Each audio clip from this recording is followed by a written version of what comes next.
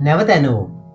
නැවත ඇනවුමක් යනු යම් භාණ්ඩයක් මෑත කාලයේදී සපයන ලද සැපයුම්කරුවෙන් තවත් අතිරේක භාණ්ඩ ප්‍රමාණයක් සැපීම සඳහා ඇනවුමක් කිරීම. සාමාන්‍යයෙන් නැවත ඇනවුමක් යනු දුර්වල ප්‍රසම්පාදන සැලසුම් කරණයේ ප්‍රතිඵලයකි. එබැවින් පිරිවැය, කාලය සහ තොගමිලිත ගැනීම වාසි ලබා ගැනීම සහතික කිරීම සඳහා ප්‍රසම්පාදනය සඳහා අවශ්‍යතාවය කල්තියා නිසි ලෙස තක්සේරු කිරීම අවශ්‍ය වේ. ඒ නැවත ඇනවුම් සලකා බැලිය හැකි අවස්ථා. 1. අනපේක්ෂිත හේතු නිසා යන්සු හෝ යෝජනා කැඳවන අවස්ථාවේදී සැබෑ අවශ්‍යතාවය හඳුනා ගැනීමට නොහැකි වීම.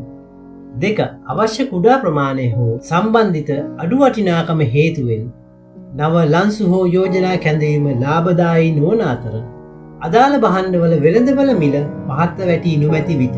3. පවතින උපකරණ සමග අනුකූලතාව පවත්වා ගැනීම සඳහා උපකරණ ප්‍රමිතිකරණය අවශ්‍ය වූ විට. 4.